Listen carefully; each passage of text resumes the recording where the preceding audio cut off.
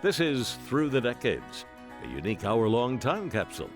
Today we look back at milestones in aviation, from the brothers who made the airplane a reality, Yes, we have come far since the Wright brothers' first flight at Kitty Hawk. to a generation of adventurers that pushed the limit of the imagination. The Roaring Twenties, among other things, were roaring with the sound of aircraft engines. And the machines that have redefined what we mean by fast. The SR71, a long-range supersonic reconnaissance craft with the most advanced observation equipment in the world. Those stories and more. And a different kind of television experience where we relive, remember, and relate to the events that are cemented in history. I'm Ellie Pai Hong. And I'm your host, Bill Curtis. This is Through the Decades. From the day man first walked out of the cave, we have looked to the clouds and dreamt of flying. But for all but the tiniest fraction of our time on Earth, those dreams have been relocated to stories like that of Icarus, or the sketches of Leonardo da Vinci. That changed in the early part of the 20th century.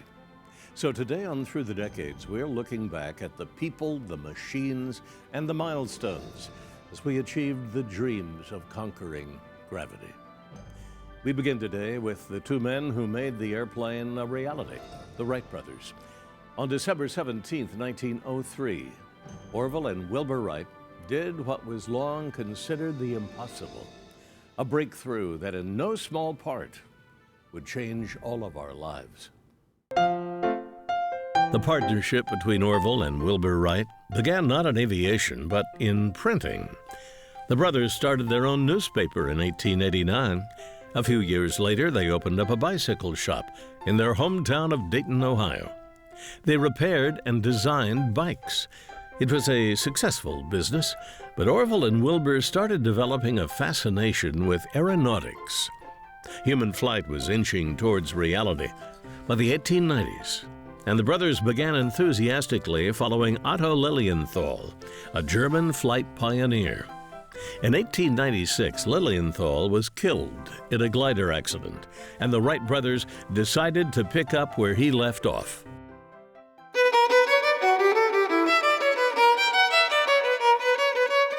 Orville and Wilbur started experimenting with planes in their bike shop, and in 1900 made their first trip to Kitty Hawk, North Carolina. They chose the area for its wide, unobstructed beaches and steady winds, ideal for glider launches and landings. The Wright brothers went through a series of glider designs throughout the next 2 years, and in 1903 they added power, calling their powered plane the Wright Flyer 1.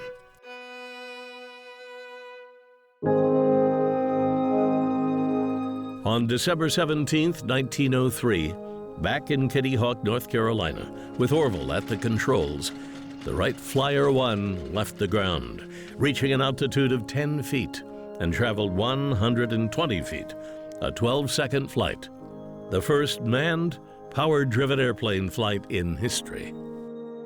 Wilbur followed up his brother's flight, covering 175 feet. Then Orville went again, this time 200 feet. And the last flight of the day, Wilbur took the Wright Flyer 1 852 feet in 59 seconds. The brothers telegraphed home to report their success, but the accomplishment was barely acknowledged. The American press was uninterested. Orville and Wilbur's milestones weren't considered significant enough, too short to be worth any sort of a headline. They said that if the flight had been 59 minutes instead of 59 seconds, they would have printed it. For the Wright brothers, it was disappointing, but not discouraging. They returned to their bike shop in Dayton and continued to research and develop their project. When Uncle Orv and Uncle Will came home from Kitty Hawk, they felt that they had to find someplace closer to Dayton. In 1904, they built the Wright Flyer 2, a more powerful version of the Wright Flyer 1. And instead of making the trek again to Kitty Hawk, Orville and Wilbur set up an airfield at Huffman Prairie, a cow pasture only a few miles northeast of Dayton. Dozens of flights followed, each marking another measure of progress. With the Wright Flyer 2, the Wright brothers would achieve a 5-minute flight and the ability to fly in complete circles. With a new year came another new plane. In 1905, the Wright brothers introduced the Wright Flyer 3. They used it to accomplish a series of long flights, one as long as 24 miles. But the public remained skeptical. Few reporters were there to witness what the Wright brothers were doing at Huffman Prairie. And outside of Ohio, it was mostly hearsay. Over the next 2 years, the Wright brothers didn't fly at all. Instead, they worked tirelessly to convince the U.S. government that human flight was viable. But they only met rejection. So the Wright brothers decided to try their luck across the pond. In 1908, Wilbur traveled to France and began public demonstrations of their aircrafts. They were a huge success, and Orville started doing the same stateside, breaking speed and endurance records, thrilling audiences, and finally earning the recognition and appreciation of the world.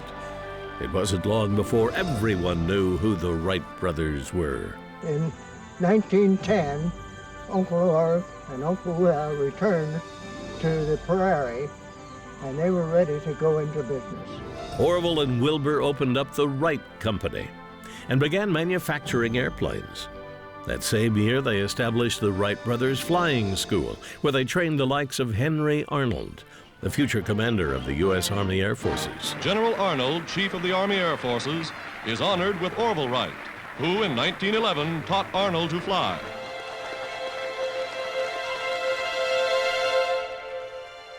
By the 1910s, the Wright brothers were world famous, and the industry they perfected was expanding quickly. But sadly, it's something Wilbur wouldn't live to see. Running the Wright Company had taken its toll, and he passed away in 1912. A heartbroken Orville continued to run the business before selling it in 1915.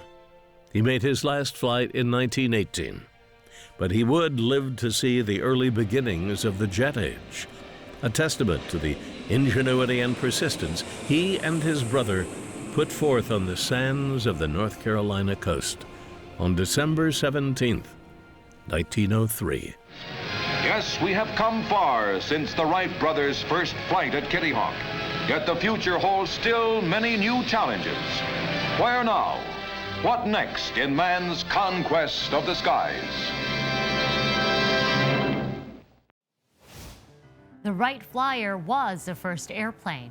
It's semantics, but the word airplane is important because when you look back at aviation milestones through the decades, the journey started a little earlier. Back in 1900, when the Wright brothers were still experimenting at their bicycle shop, the Zeppelin made its maiden flight. The Zeppelin LZ-1 was a brainchild of its namesake, Count Ferdinand Graf von Zeppelin. Von Zeppelin's fascination with air travel dated back to the American Civil War, when he served as a military observer with the Union Army and made several ascents in observation balloons. After retiring from the Prussian Army in 1891, he focused all of his attention on building what would become known as the Zeppelin. The fruits of his labor would culminate in a 450-foot airship. The LZ-1's aluminum framework was airlifted by hydrogen gas and powered by a 4-cylinder gasoline engine. Von Zeppelin put it to the test on July 2nd, 1900, flying it over Lake Constance in Germany. The trial flight carried 5 people, flew just under 4 miles with a top speed of 70 miles an hour, but was eventually forced to make an emergency landing. A combination of weight, lack of engine power, and speed made the LZ-1 nearly impossible to control. It was eventually scrapped, but von Zeppelin continued to tinker with its basic concepts. designing several models that would come to define the airship era of the early 20th century. The Zeppelin would serve in World War I and pioneer transatlantic air service. But the end of the Zeppelin would meet a tragic end when in 1937, the Hindenburg, the largest airship ever built, crashed and exploded into flames, killing 36 people.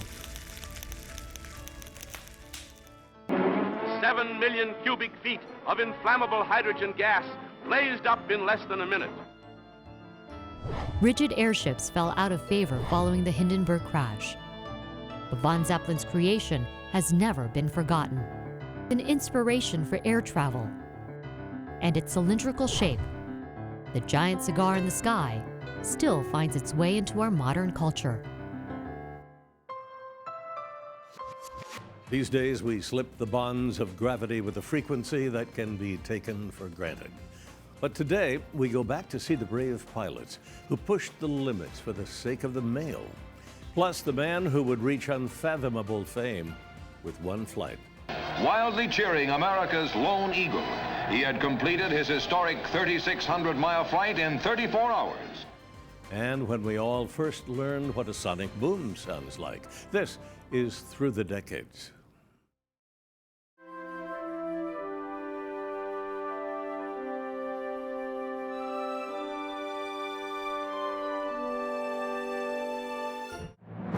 World War I accelerated the development of airplanes. Planes could now fly longer distances and reliably carry heavier loads. After the war, the options for pilots was basically barnstorming or the mail. But these pilots did much more than deliver the mail. They daringly pioneered long-distance aviation. The United States Post Office Department started experimenting with airmail in 1911. With a 6-mile flight from Garden City, New York to Mineola, New York. 7 years later, the first scheduled U.S. airmail service began, operating between New York City and Washington, D.C. Like the astronauts of NASA would become several decades later, the airmail pilots took on sort of a glamour. The first conquerors of the sky, braving trial and error to advance the capabilities of human flight. 2 years into operation, the post office opened up a transcontinental route. It flew from New York to San Francisco. Service began on September 8, 1920. But in a time before instrumentation, flights could only be flown during the day. Trains would carry the mail by night. Night flights wouldn't begin regularly until 1924. Commercial airlines took over airmail delivery in 1927. But not before a select group of trailblazers flying under the banner of the United States Post Office gave aviation some of its earliest breakthroughs.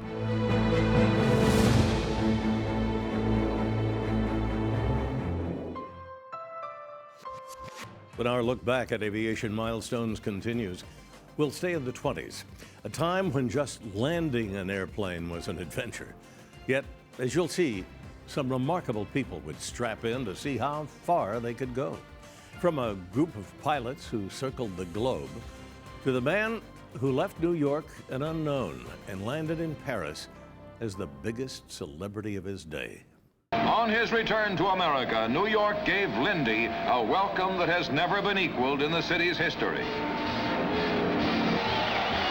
Amid a blizzard of ticker tape, New Yorkers poured out their admiration and affection for a quiet hero whose solo flight led the way for the thousands of routine crossings that were to follow.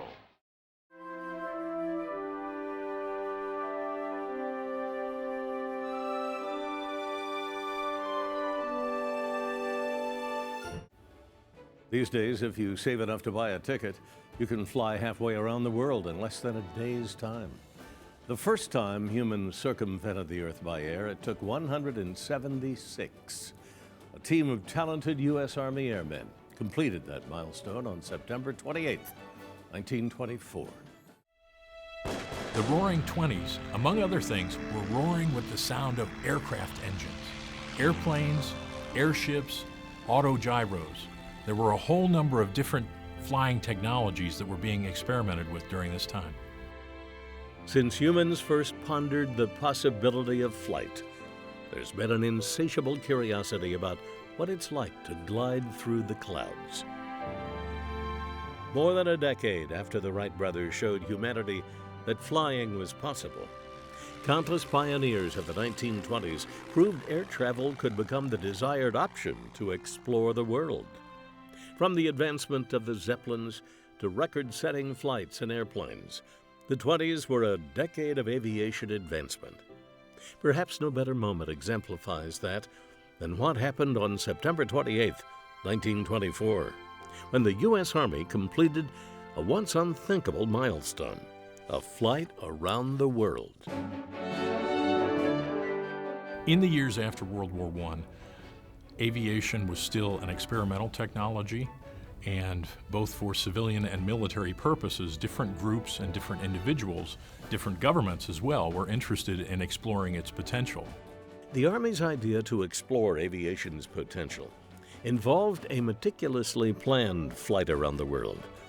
4 planes would spend half the year navigating the globe. The idea behind the round-the-world flight was that, first of all, of course, it would demonstrate the capabilities of aviation, both for civilian purposes in a broader sense and also specifically with regard to the military. It would also encourage diplomatic goodwill amongst different countries around the world in a peaceful way, but it was also a projection of American power. Starting April 6, 1924, 4 two-man crews took off from a field in North Seattle. And it's a good thing ultimately that they started out with 4 airplanes, technically a 5th one in reserve, because by the time they get to the end of the journey, only 2 of the 4 airplanes are actually still able to fly.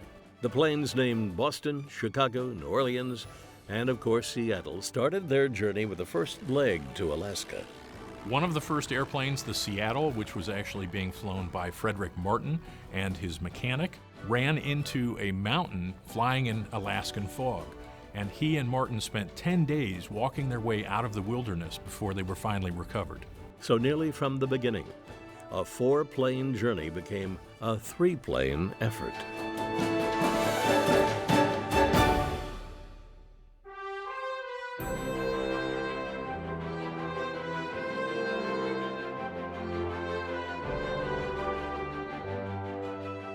But other than that hiccup, most of the journey around the world went smoothly. Stops in Japan, China, India, and throughout Europe all were celebrated by crowds cheering on the airmen's accomplishments. But the fervor reached new heights when the American flyboys got back on U.S. soil. In any age, a feat like this would draw considerable attention and public interest. But in the early 1920s, you're talking about the beginnings of radio. You're also in a period where newspapers are a very dominant form of the mass media. So the exploits of the Army aviators drew a lot of interest. And of course, the fact that they're Americans doesn't hurt. So when they come across arriving in Boston and then continuing onward, ultimately flying back to Seattle, a lot of people are following this. It's a really heroic tale. These guys did something incredible.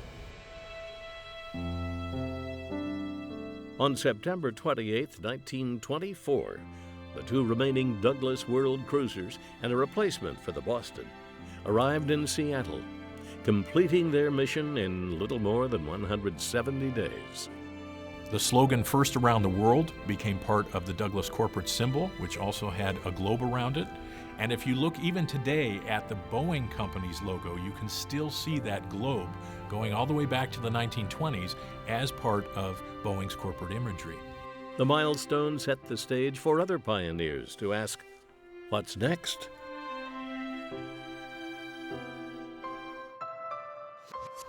Our look at milestones in flight is heading toward the golden age of aviation. From the names that still hold out fascination, to the iconic planes that would dominate the skies, even the machines that would set new standards for speed, some that still have not been topped. The dramatic curtain raiser to the show is the arrival of the American spy plane SR71, after an incredible transatlantic flight of 1 hour, 55 minutes, nearly twice as fast as Concorde.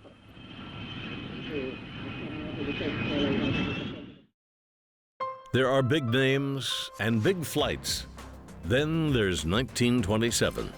Charles Lindbergh, the first man to fly an airplane across the Atlantic Ocean.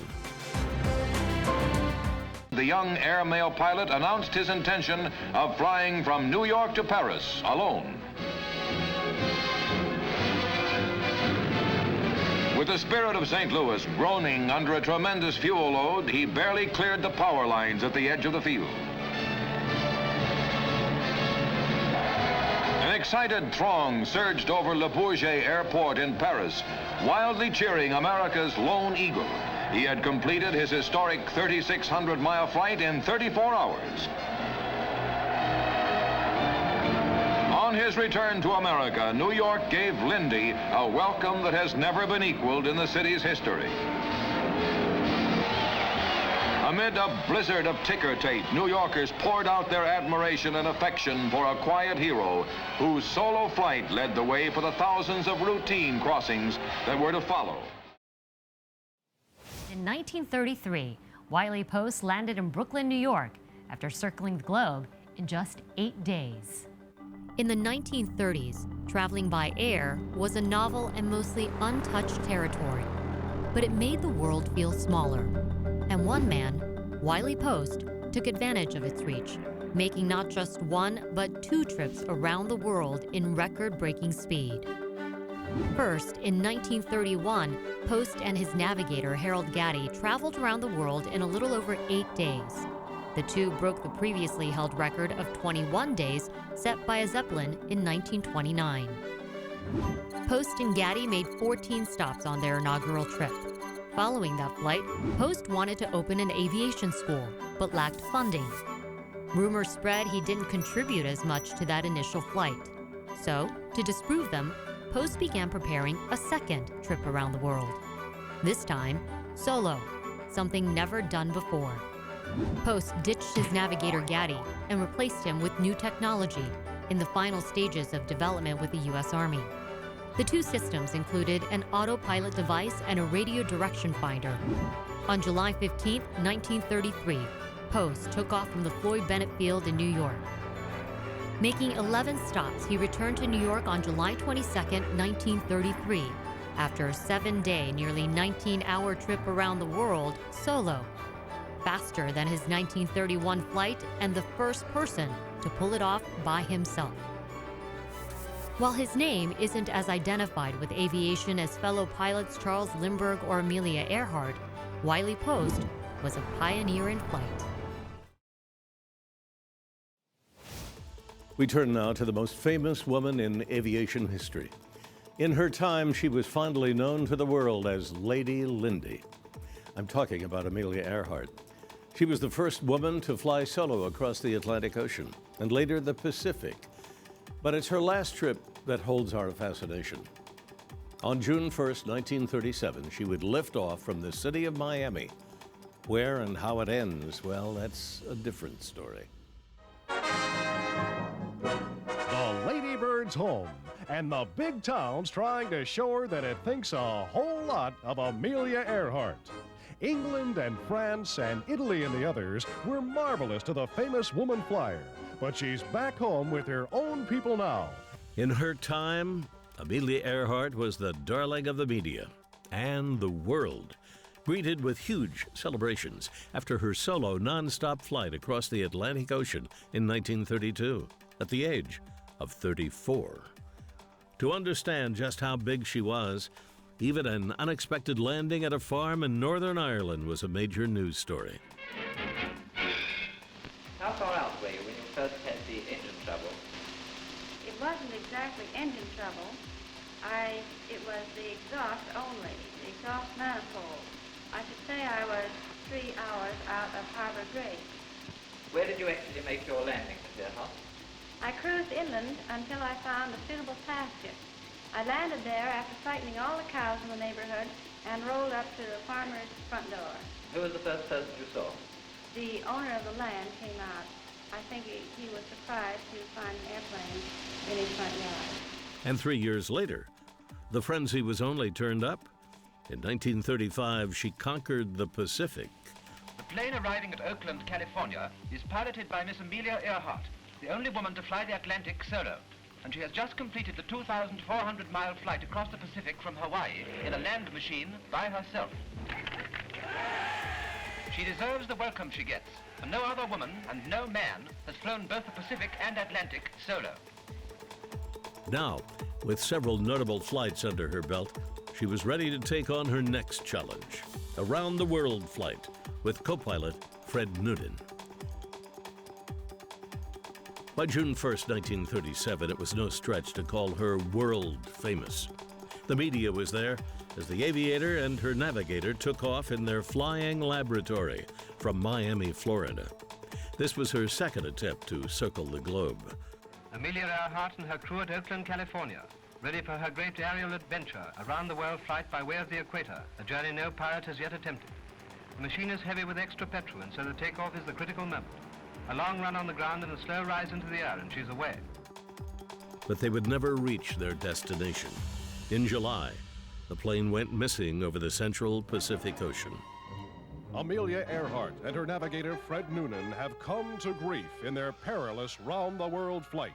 Several hundred miles from Howland Island in the mid-Pacific, their great plane, fitted out as a flying laboratory, is down, stranded on a coral reef, it's believed, from fragmentary and weak radio calls for help. Up to that point, their globe-circling trip, their hops from continent to continent, had been a triumph of flying and air navigation. A massive search was launched. Coast Guard cutters and Navy ships and planes are rushing to their aid. Among them, the aircraft carrier Lexington, under forced draft from San Diego with 72 planes aboard. The two intrepid flyers missed the tiny dot that is Howland Island in their 25-mile hop from New Guinea and were forced down by lack of fuel. By the middle of July, the search was called off. And in 1939, Earhart was declared legally dead. Ideas surrounding the plane's disappearance would circulate for years.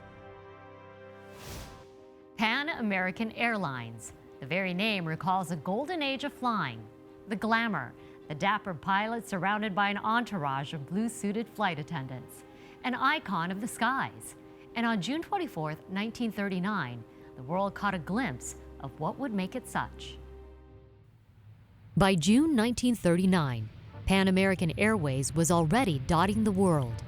It had a South American route, a Central American route, and a Trans-Pacific route. But glaringly missing was a service between the U.S. and Europe, something Pan Am President Juan Trippe sought to remedy. Earlier that year, he bought a fleet of Boeing 314s, better known as Yankee Clippers. They were massive seaboats that could bear the brunt of the long, arduous journey across the Atlantic. Larger than the ship in which Columbus first crossed the Atlantic, these aerial giants are great 21-ton airliners. The southern route to France was inaugurated in the spring, but the bigger test was a northern route to Britain, thanks to its notoriously unfavorable conditions. A challenge Pan Am met and defeated on June 24, 1939. The Yankee Clipper, coming down on Southampton water, officially inaugurates the North Atlantic airmail service. 2 weeks later, Pan Am began a passenger service on that northern route. And though it would be abandoned with the onset of World War II, the accomplishment wasn't forgotten, essentially making Pan Am the face of long-distance travel. The airline was certainly the most experienced, and throughout the war years, Pan Am continued to innovate and modernize, building a brand that would come to define the travel boom of the 1950s and 60s. Welcome aboard. Welcome aboard the spacious cabin, attractively decorated, air-conditioned but draft-free.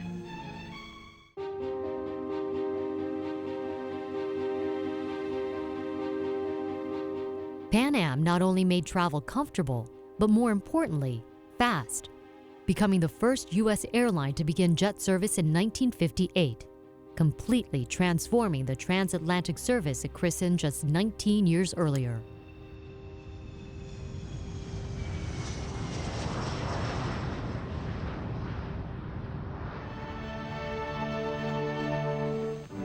New York to London, in the same time that it takes you to go and see a baseball doubleheader.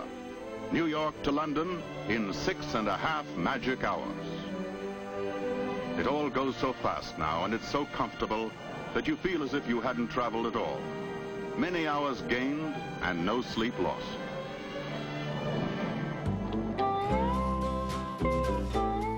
Pan Am, long since gone from the skies it once commanded, is still very much tied to one of the greatest contributions of the 20th century, dating back to that June 24, 1939 inaugural North Transatlantic flight. Pan Am combined style and functionality in a way that would make it the envy of all air carriers, heralding and influencing the kind of travel we enjoy today.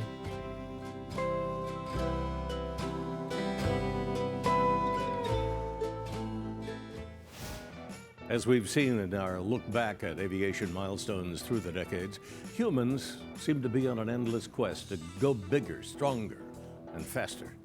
Out of this bold desire have come some of history's most impressive accomplishments, not the least of which was Chuck Yeager's sound barrier busting flight on October 14th, 1947.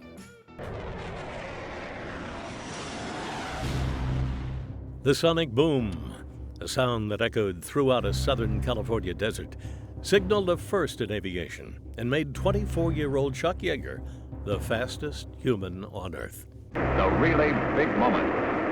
Through the sound barrier. The first time ever in level flight. There was a long-held belief that breaking the sound barrier was impossible, that no aircraft could withstand that kind of speed and pressure.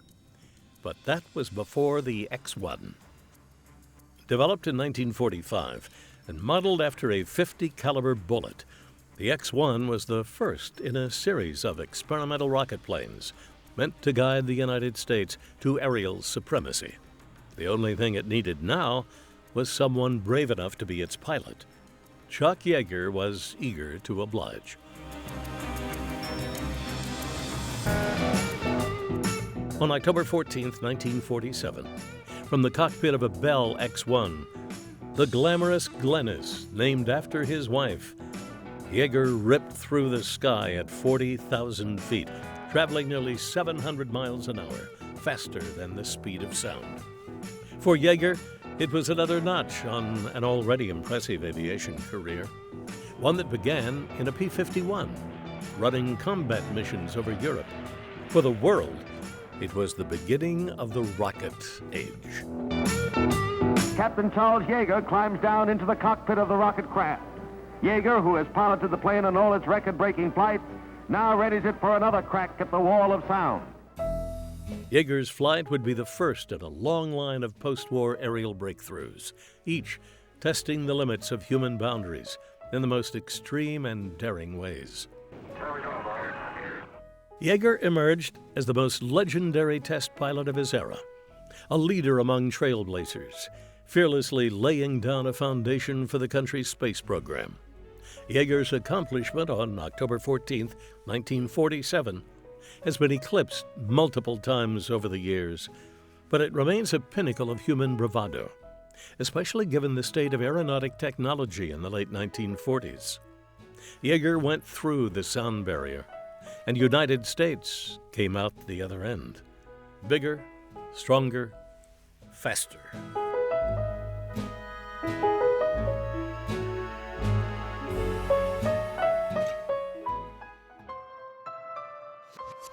The quest to go bigger and faster would continue to drive aviation milestones through the decades. When we come back, the biggest plane ever and the man who proved critics wrong. And a plane designed to operate in secret becomes a symbol of American superiority.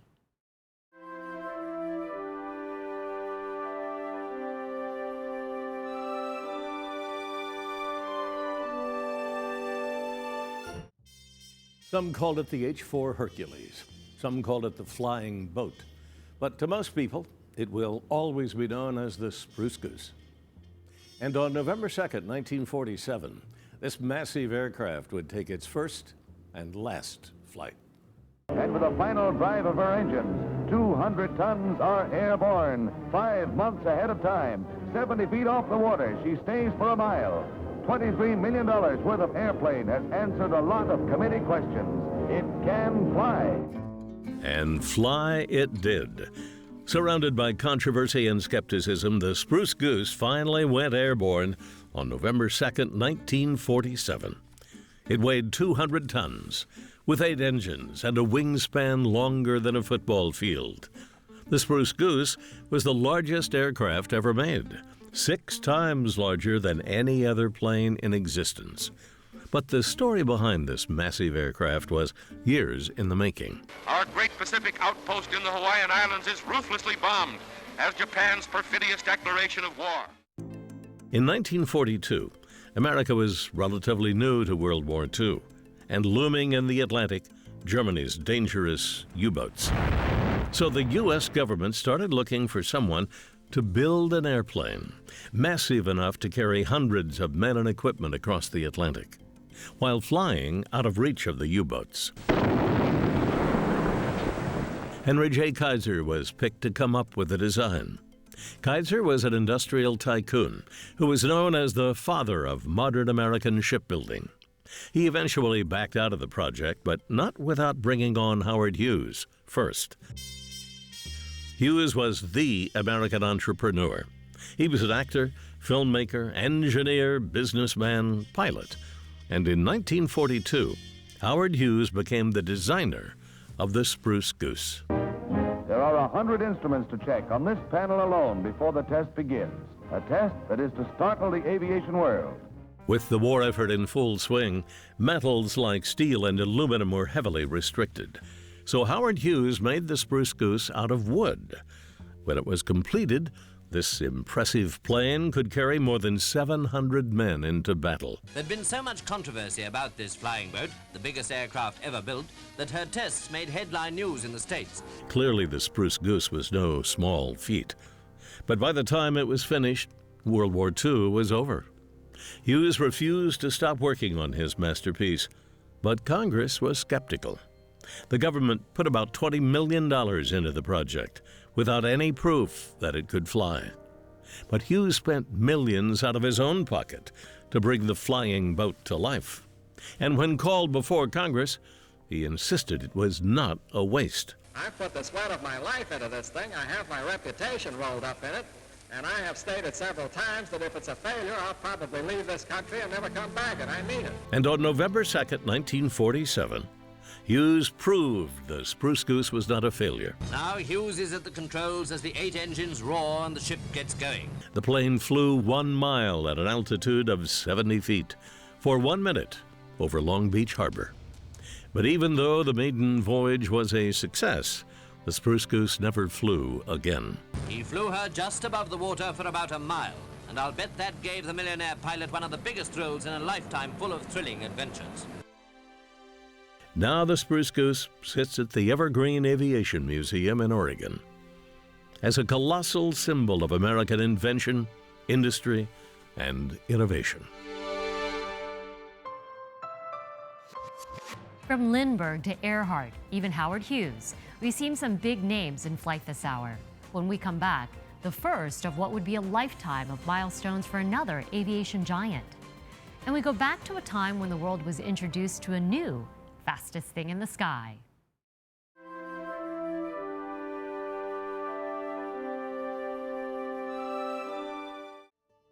He was a first American to orbit the Earth. But before he left our atmosphere for the first time, he rocketed across the country. On July 16, 1957, the future astronaut went from California to New York in record time. Major John Glenn begins an attempt at a supersonic transcontinental flight. Before becoming one of our nation's first astronauts, John Glenn was the fastest man in the Marines. Piloting the F-8U-1 Crusader, he embarked on a cross-country mission to test the capabilities of the aircraft and go for a speed record in the process. Taking off from Los Alamitos, California on July 16, 1957, his path was to take him over his birthplace of Cambridge, Ohio, on his way to Floyd Bennett Field in New York. It was a path he would complete in under 3.5 hours. Shortly after noon, Floyd Bennett Field was reached. 2,460 miles traversed, elapsed time 3 hours and 23 minutes, 8.4 seconds. So before lunch, Glenn had traveled from coast to coast at an average speed of more than 720 miles per hour. It was a new transcontinental flight record. Glenn's wife and children watched proudly as he taxied in, holder of a new record that shaves more than 21 minutes off the best previous time. 2 years later, Glenn would use his high-speed resume to become one of NASA's first class of astronauts. And in 1962, he traveled even faster aboard Friendship 7. Godspeed, John Glenn. 6, 5, 4, 3, 2, 1, 0. Roger, the clock is operating. We're underway. Becoming the first American to orbit the Earth. Glenn traveled 40,000 times farther than his record-setting flight in '57. In 4 hours and 56 minutes, John Glenn has streaked through 3 days and 3 nights and over 81,000 miles. Never a journey so far. Never a traveler so welcomed by the world. Like his record in space, Glenn's mark in the air would be broken. The current record for fastest flight is held by pilots of an SR71 Blackbird, which in 1990 traveled from LA to Virginia in just 64 minutes. But on July 16, 1957, John Glenn was a man of the hour, after taking just over 3 of them to get from one end of the country to the other. Faster, higher, farther. A simple request from the CIA during the Cold War. It's what the agency needed from its next generation of reconnaissance aircraft. What America got was the SR71 Blackbird, a supersonic machine that would fly faster than any other manned aircraft ever created. On September 1st, 1974.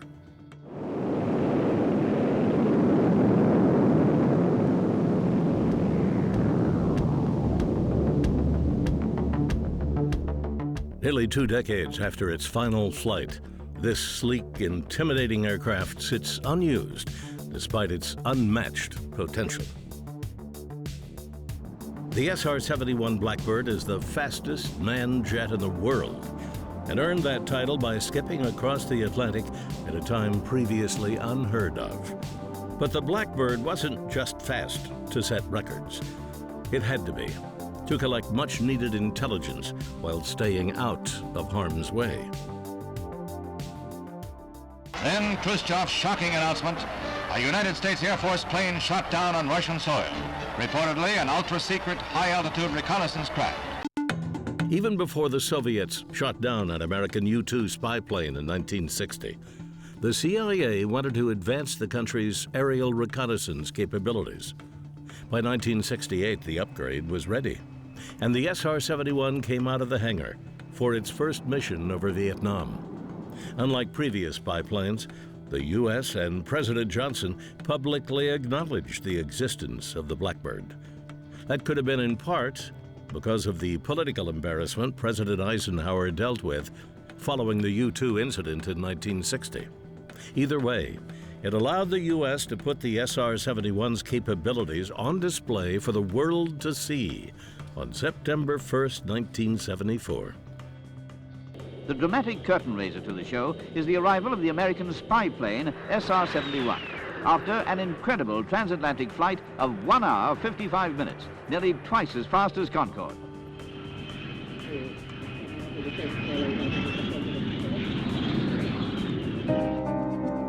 In less than a third of the time it takes a commercial flight, the Blackbird sped across the Atlantic from New York to London in just under 2 hours. It also cruises at altitudes up to 85,000 feet.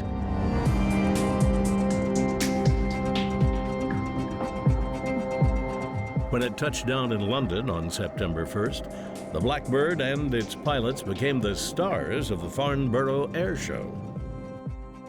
It's congratulations to Major James Sullivan and Major Noel Widderfield as they descend like spacemen from their Blackbird after the record-shattering flight. Just 2 weeks later, the Blackbird set another record, soaring from London to Los Angeles in under 4 hours. Both records still stand today, years after the Blackbird's final flight in October of 1999.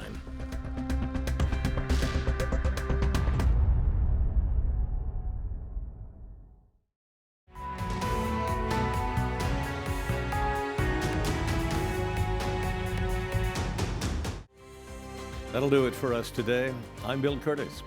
As we leave, one last look back at milestones in aviation through the decades.